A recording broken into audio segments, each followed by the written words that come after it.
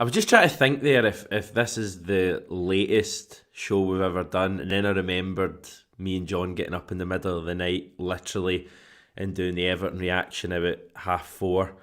You were in your bed at that stage, Stevie. You've drawn the short straw tonight. Thank you for staying up. Surprised you're not in your PJs at this time, just coming up to 11:30. It's okay, but I can't promise that I'll be staying awake for the next 20 minutes or so. But Wait till no, I it's start okay. talking about the game and you'll definitely fall asleep. Correct. Can we just say hi to all the legends, the diehards, 111 people on at 11:30. You should all be in your bed, but it's going up all the time. But thank you very much. Proper diehards of 67, hail, hail. And we've got a Celtic win to talk about. 3-1 it was against Hearts tonight. Didn't start very well. Kind of similar to the game at the end of last season. We went behind very early, but Celtic for the second time in like a few days came back to win pretty comfortably. I think we can play a lot better than that though, Stevie. Where are you kind of coming down in terms of your emotions after that tonight? Well, I'm actually raging because nothing to do with Celtic, of course, and the win there, the performance. It was more to do with what I saw with that balloon, Robbie Nielsen, after what he said after the game. But I'm sure we'll get on to that later on. Guy's a complete idiot, Hamish. But in terms of Celtic, job done. 3 points, 10 more games to go, and the wins keep getting clocked up, which is the main thing. I think you're right, though. I think we can definitely play a lot better. But when you look at how that, the starting lineup, I think you have to, realise that when we've left guys like you've not got Greg Taylor and AJ in that team, and they really, they're a big part of that team about what makes us click and play far better. And you've got Bernabei in there who's not played for some amount of time, as well as Ralston. You're going to have a bit of a dip, aren't you? And I don't want to give them a lot of credit, but let's be fair, Hearts aren't the mugs either. I mean, they're one of the best teams we've actually played there at Celtic Park. And to be fair, for the first half, put in a pretty good showing, I felt. I thought they were decent enough. They're kind of what you expect from the third best team. There's obviously a huge gap between the second best team, Rangers, and the third best team, Hearts. I think that there's a massive gap there. You only have to look at the league table. But Hearts are very obviously better than most teams that come to Celtic Park. They were really well organised. I think they tried to make the pitch really small tonight. I don't know if you noticed their defensive line was really high throughout the match, but equally their kind of attackers were quite deep as well. So effectively for most of the time when we had the ball, every Hearts player was within like a quarter of the pitch probably, and kind of made it difficult for us. Did you want to shoot on some people maybe before the game who were doubting Ange? Can you believe you would doubt Ange at this stage with his team selection? You kind of have to do it now. I'm going to shoot as such, right? But I did get annoyed that the thing is, though, but it's always like in person and face to face. You don't really see a lot of people complaining and getting up in arms. It's really seems to be in social media. People just put on this performative show that they're angry and they're questioning the manager's team selection. Actually, in a way, wish Celtic would just stop putting out the lineup, because it's like every week, no matter what, even if you've got the strongest team, it's why is he not on the team and why are they not playing? And you're like, well, I mean, you look at the manager's record, it's been practically perfect other than that game in September. And okay, to be fair, right, in January, let's be honest, we were all raising eyebrows and we were a bit concerned when we saw James Forrest playing there. He did get it wrong, but he rectified it and we got a point from it. So it's not like it was seen a complete Forrest since. disaster. No, we haven't. I don't understand the moaning before a ball's kicked when you see Ange and the team selections, Hamish. I don't get it. I think it's a daft social media gimmick. It just gives me a headache and just get into the game. I was like, I mean, I never felt as if we were going to go in there, even with that team under, and be doubting getting a result, basically. Yeah, I mean, I think we were always going to see changes tonight. I did the predicted 11 yesterday on the channel, and I had Ralston in. I didn't have Bernabei in, but I don't think we were totally surprised. And it's worth saying, I think Greg Taylor picked up a knock as well, so there's a fair chance Taylor would have played tonight, and hopefully he'll be back for Saturday. Midfield, Hatate has played a lot of football. I think Celtic automatically, look a better team when Hatate is playing. I think you saw that tonight. So Yeah, I'm not convinced that midfield works with Mooy and O'Reilly, but I thought McGregor was wasn't maybe at his top level tonight either, and equally, I'm not totally convinced that Abada Maida kind of as your wingers works together. I feel like you need a bit of creativity in there, whether it be Jota or Haksabanovic. So I think Ange will have maybe learned wee things today, but I don't think that the lineup he named was ridiculous or it didn't even have me worried at all. Really, I mean, I just felt that we still had, so much quality on that pitch. We still had the spine of the team, Kyogo, McGregor, Carter Vickers, Starfelt, Hart was still intact. It tends to be the kind of wing backs and the wingers that he rotates. I'm surprised though. Obviously Taylor's got a knock and we found that out just before the game, but I did feel he was going to go with the same back four, is what we saw in the last few games. I thought it was going to be, the one in midfield three and certainly a couple of the wingers that were getting rotated. I was surprised to see Maeda, but delighted after his goal, of course. But yeah, I agree with you. Certainly on the Abada front, I don't know. He's becoming more. It's feeling like he's more and more like an impact player for us. I'm Yeah, not trying to I'd take agree. away anything. I don't want to take away anything from him. His numbers, are great, but numbers aren't everything in the game, Hamish. And you've got to start strongly as well when you're given the chance to impress and getting a start under Ange. And I felt he was quite anonymous tonight. In fact, down the right in that first half, I thought we were pretty poor. In all honesty. I think, throughout the match, I didn't feel the right hand side really worked for us tonight. I thought Abada and Rowson were really poor. I mean, Rowson, you can forgive Rowson because, Rowson hasn't kicked a ball for us since I think the 21st of December. It's a long, long time ago, relatively speaking. And he just didn't really have it. His crossing was poor, but he still kind of gave his all, which is, what you expect from Rowson. I was disappointed in Abada. I'll be honest. I think, if you're Haksabanovic sitting on that bench watching Abada play for 70 minutes, you're probably scratching your head and going, yeah, any chance I could get on here. And to be fair to Haksabanovic, he comes on and scores that beauty. It wasn't all bad though. I thought there were really kind of promising signs in certain parts. I thought Carl Starfelt had a really good game. I really think he's, over the last few weeks has kind of become one of our really reliable players. He's not quite on CCV's level in terms of, reliability, but I just thought he had a really, really kind of solid game without doing anything spectacular tonight. He was just really assured. I thought CCV was good as well. And, in the midfield, we had moments. I thought O'Reilly worked hard tonight, didn't really come off for him. Hearts took the lead kind of early on. It was weird because Hearts scored. Their fans all went totally crazy, running over all the arms, and then the flag went up and all the Celtic fans went, hey! And then 2 minutes later, well, less than that, we got the VAR check and it was indeed a goal, so the Hearts fans went mental again. So it was a weird kind of thing. And then we had the same thing happen with us as well for an equaliser. So it was a kind of strange couple of opening goals, wasn't it? It was, I thought before that Hearts goal, Ralston's really poor positionally. He's all over the place, and Yeah, it was Halliday um, had loads of in, open in his in space. his defence, that podcaster who is a part-time football player, Halliday, it was a really good ball he put in for Gianelli. Took his goal well. I thought Hearts worked that one well, but if we've got AJ in there, I don't think that happens. I don't even think Halliday's even getting anywhere near our last third in that area if AJ's playing, but. Whatever, we did react well to it, and I wasn't like coming back for the game moaning and shouting and bawling or anything about the fact that VAR was taking ages at that equaliser, but I don't understand how long it took because Kyogo is, when you see the angles, like clearly onside. Halliday's playing him about 2 yards onside when he's at Mm. left back, and it's still taking that long to decide it, but. Fair play though. I mean, Kyogo's movement is exceptional, Hamish, and it was the quality of the ball was outstanding. And it's a great finish by Dyson. Really brave because he was going to get a knock and he collided with Yeah. Clark, and sadly he goes off as the result of it. But he's got to put himself in the line to score that, and it was a really important goal to score when he did. I think Ange has confirmed it's a knee injury.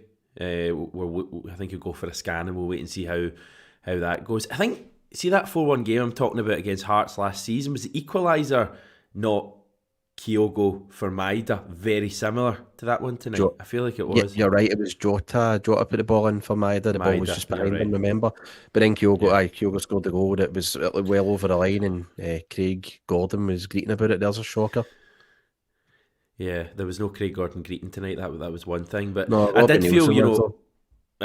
don't worry, we'll come on to him. That Hearts line was like always there for us to attack, and that's my one frustration. I didn't feel we kind of did it enough. The final ball just wasn't quite on. I know Ange actually said after the game that he thinks we still don't maybe get enough of Kyogo into the match. There was one moment in the second half, if we fast forward to that, when Kyogo made a run, really good run over the top, and the ball wasn't played to him. So he was offside, worked his way back onside, and a few seconds later made the same run again, and it wasn't played to him. And Ange was saying, he gets really frustrated on the touchline when that isn't coming off. But it did come off once tonight, and once is all you really need with Kyogo.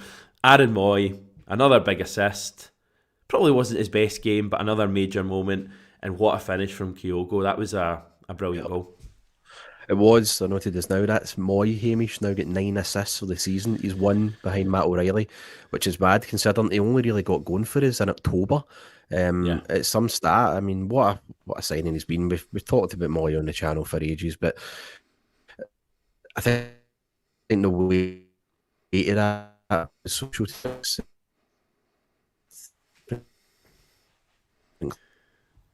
as well. Oh, you're back. Did you lose me there? I did. Yes. Can you hear me? Okay. Yeah, I think we're good. This is all we need at this time of night. I'm not sure if it's your end or my end, but anyway, carry on, mate. Okay. What I was saying was the weight of the ball with Mooy was just brilliant. It had to be perfect, and it was. But Kyogo's movement, the way that he took, I think it was 15. Was it the boy? Was it Knowles? I think it was for Hearts, or Rose? Is it? He just Rose, centre back. he just takes him right out of the game. I think he's expecting him to take it on his right, but Kyogo, being 2-footed as he is, sort of just works his way inside. The space that he made was exceptional, and it was a good finish past Clark as well. As you're saying, he only needs one chance, and I thought for the most part, Hearts marshalled him fairly well tonight. But with a guy like Kyogo, all he needs is just that split second, and I think if you're like Hearts defence, you can get away with that for pretty much every other team in the league. They'll probably keep a clean sheet away from home defending like that, but when you've got guys like Kyogo, it just ain't going to happen. It's all he needs, and it was a brilliant finish. Moy's really good, like breaking into that space, isn't he? Because you think of him as being like a kind of architect, of the game. Like he'll kind of sit back and he'll ping wee balls in. But see when he's actually breaking into space, like the first goal in the final against Rangers, the second goal in the final against Rangers, and that goal tonight, he always seems to pick the right pass. And it was one of those that the minute Kyogo was in goal, Kyogo's kind of fluffed some chances at times this season, especially in Europe, but you had no doubt about that. That he was going to sort that away. It was a brilliant goal, and then I think everyone felt good. Did VAR check that goal, didn't they? I think they did. I think they were saying it was a possible offside, a possible foul, or something with it. But nah, there was nothing in that at all. They also checked the third goal that we're about to talk about ridiculously, which was Haksabanovic's. By the way, I know VAR checks every goal. I know someone will point that out, but they actually did like a on-screen message saying checking goal potential offside for Haksabanovic scoring a 30-yarder, which was bizarre. What a goal that is. That might be one of the best goals we see all season in terms of the way he picks it up, and just one of those that, again, when it leaves his foot, you kind of have a good feeling that it's going into the back of the net, but it still comes as a massive surprise. And I really like Haksabanovic. I don't mean to sound like Asim here, but I really like him. Every time I watch him, I think he's got something, and I want to see more of him. That's my big thing. I want to see him starting games. I want to see him impacting games from the start, because I honestly think we've got a star there. Can impact games for the start, because you remember at McDermott Park, that really tough away game, he started then. He was one of the best players in the park. He started the games in November. Dundee United scored 2 in the first half. He's capable of it, Hamish. And yeah, I had like you, just had a good feeling that when he cut inside, you knew something was happening. Do you know what it reminded me of? Actually, it reminded me of like a goal Scott Sinclair would have scored. Yeah. It was as soon as he cut in, You just knew that was going in the net. And I think what I like about Haksabanovic, and I think Ange was saying it as well, I think just after the game, where he said that he's had to be patient, and he's shown that, but he Yeah, seems like he's got a right good attitude. Like, he's not sulked, he's no in moods, he's no moaned. He's always, if you see him as a sub and the players that are starting score, you always see Haksabanovic getting right in amongst the celebrations. He looks like he's buzzing for the other players, and he's, even if he's not playing, he's involved, and he's a really good character to have in that team. But that was a brilliant goal. He scored, that goal against Ross County where he cut inside and curled it in past the goalie. yeah, The one that made it 2-1 for us. Again, similar to that, only obviously elevated it more. He's got that in his locker. I agree with you.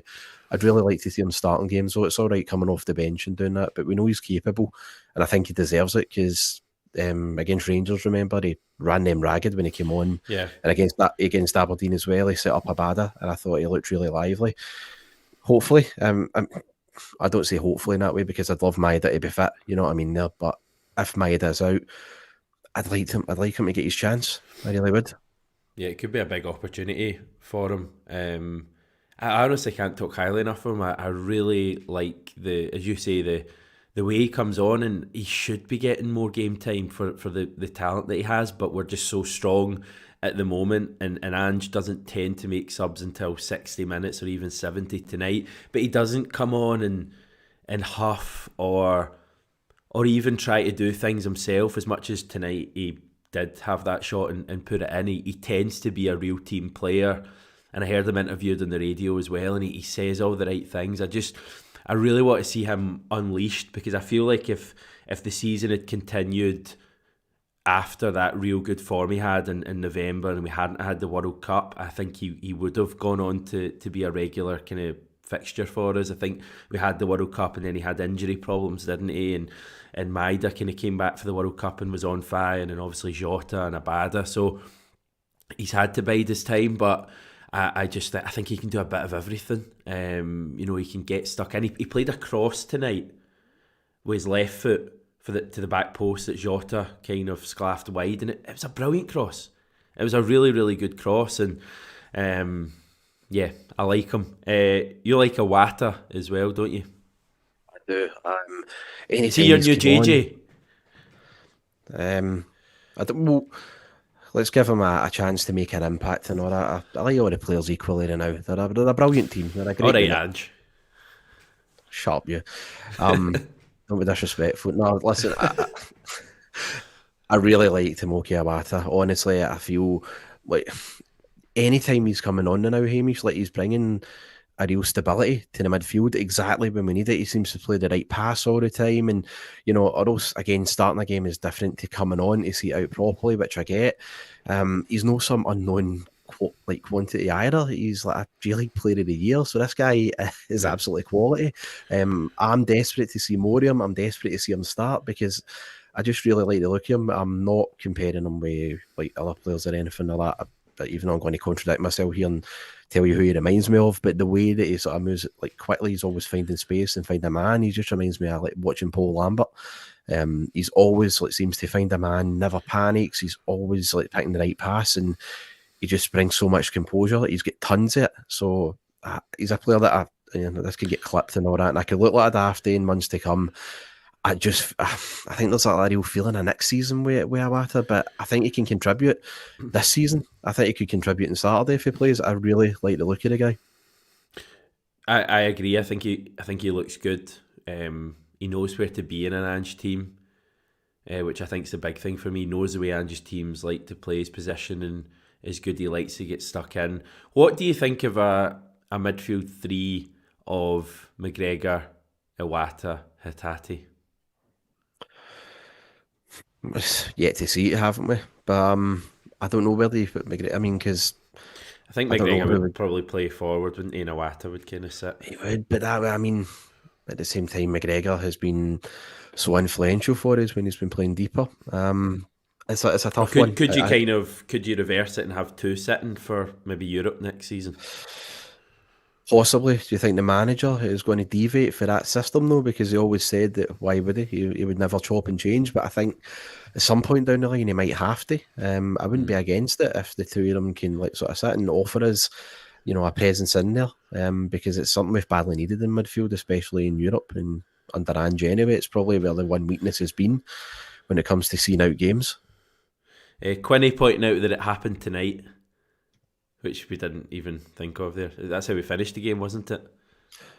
Aye, yeah, he's right. Actually, it was he? Well, right, we'll just wrap this up and let Quinny take care. Pair of dafties it well. Yeah, speak for yourself. But aye, it was good. Anything else? Any kind of any thoughts on players tonight? Any kind of players, good or bad, that you feel you want to mention? I mean, I was losing the rag at Bernabei in the first half. Positionally again, just murder, and then I got to say, second half onwards, came in. Yeah, what's weird about Bernabei is, see, his touch and his first touch is pretty neat, and he can run with the ball well. But it's just when it comes to releasing the ball, he's not quite at the. But what I will say is, when you look at where Bernabei is, right, it took me a couple of years to get to the level where I am with, Greg Taylor, where I love the guy to bits, and I just see him as such a key component in a Celtic team. So Bernabei is still going to take a while for him to settle in. It wasn't ever going to happen just this season alone, Hamish. But it's frustrating, but he's also promising in equal measure. You just have to hope that it will come maybe at some point next season. What do you think? Yeah, he's an interesting one. I thought he was really good in the second half, but I qualify that by saying I thought he was hopeless in the first half. I mean, there was one moment when he kind of picked the ball up and in loads of space and just passed it to a Hearts player, and I think they kind of got a chance from it. But second half, he really came onto a game, and there's so clearly a talented player there. He's just like that old kind of word. He's very raw. It's interesting though, because is he going to get opportunities to play between now and the end of the season and even beyond that? Because Taylor's probably going to play, and I always think Ange clearly likes Bernabei, but if Ange doesn't feel a player is getting there, Ange will just go out and sign another player. I mean that's what happened with Idiguchi. That's what happened with Abelgard. I know they're in different positions, but Ange will just go out and sign a better player if he thinks he can improve. But I think Ange does like Bernabei. I want to see that improve. I want to see a kind of blow-away performance from him. I still feel he kind of gets a bit overawed sometimes. Like I'd be worried about him on Saturday at Tynecastle if Greg Taylor isn't there. And I remember him before. Yeah, I mean, there's probably a part of that that's playing into it, but I think second half he was really good, so that's the positive I'll finish on. Yeah, it was a good night. Kind of good atmosphere in the end. 3 points, still 9 points clear at the top of the league. We had an Ange banner. Could you see what it said from where you sit? Something like 100 more. Was it gone by Christmas? Here's to 100 more, basically. 100 more Christmases or games? Yeah, 100 more games, obviously. Right. Should have probably clarified that. But Ange was loving it. He gave it. Did you see him after the game in front of the standing section? He gave it one of these. He was. Yeah, he seemed to be really appreciative of the reception he was getting. Yeah. What about his counterpart at Hearts? What was he had to say after the game? Right. Well, anybody that might not know this, after the game post match, Robbie Nielsen basically said, usually coming to Parkhead, you need a decapitation before you get a red card against you. And I can only imagine, right, that he's going on about Bernabei's tackle, which was a deserved yellow, nowhere near a red. But this is the same guy. This is a guy that just blames everybody else, and he's always whining at something whenever he can't get a result against us at Celtic Park. His record's atrocious. I think he's only got 1 point, and that's it. His best result was a 0-0 draw back in like 2015 or something. It's so frustrating because I don't want to spend so long on this channel talking about him, Hamish, but at some point when he's going to take responsibility for his failings, it's always blaming somebody else. And this is the guy who, remember Ange's first game, I think Halliday put in a horror tackle on McGregor. Nothing said about that. The 4-3 game, when we didn't get that penalty, there was nothing said about that. Like, again, he was just managing to be a victim about it. It frustrates me so much, and it's annoying because, what I would say grudgingly is he's actually done a decent job with Hearts. Like, they're by far and away the best of the rest. And any time they come to Celtic Park, it's never an easy game. It really isn't. And I want to credit him with that. But see, when he hits out with complete lies and whoppers like that, what's the point, honestly? He's a balloon. I've got no time for him, and I really hope we do the business on Saturday, Hamish. I really do. Yeah. I think you respect it. I think fair play. I was hoping he would have some kind of box office statement after the game, and the decapitation one covered it. Cammy Devlin gets away with a lot of stuff. I mean, how he wasn't booked before, I think the second half is ridiculous. But anyway, we'll chat a wee bit about Ange before we go. 100th game, as we said. We'll get some stats from John. You know, you've not heard for John for the last 3 months. This is what he's been working on. Celtic manager, all-time win percentage, top 5. This is a minimum of 100 games. Martin O'Neill is top with 75.53. Ange is second with 74%. Neil Lennon, Jock Stein both have about 70%, and Brendan Rodgers has just under 70%. So, you know, that's win percentages in Ange's ahead of Neil Lennon, Jock Stein, Brendan Rodgers. I mean, I know very different times, but I mean, when you consider what Ange inherited, the mess we were in, and this includes European matches as well, it's pretty good. And in terms of, you know, the average goals per game, Jock Stein Celtic obviously lead the way in 2.62 per match, but Ange's Celtic are second on 2.53. So those are pretty kind of good numbers. We've got a hell of a manager here, don't we? And the thing I love after the game was, you know, he really thinks there's bits there that we can work on and improve. You went away again there, but you've just managed to salvage it, I think, there, Hamish. I was basically saying Ange is amazing. Yes, I can't find a way to disagree with that. And yeah, there you are. It's the perfect summary of a wonderful man and a great manager. I was hoping for a wee lengthier segment there on Ange, but we'll leave it there. It is now coming up to midnight, and I'm pretty tired. So will we say goodbye? Aye, I've got a lot of reading to do as well, so I have. So go and read a proper book. That's what I would say. I was actually going to say something like that, so I've got a good couple of Wayne's fans behind me. Right, okay, we're getting to that stage where I'm totally knackered. Appreciate you all staying up a wee bit later tonight to watch us live, just so we can both get up the road after the game. It's not the kind of night you want to be out till the wee hours, is it? Or certainly standing outside Celtic Park with a phone like that doing a video. But we've just about managed. We'll be back on Friday when we are looking back on the win over Hearts and ahead to a game against Hearts. So that should be good, Stevie. We may catch up with you on Saturday after the game. I don't think so, mate. See you later. I've just done you live on air there. Right, we're going to go. Say goodbye, Stevie. Goodbye.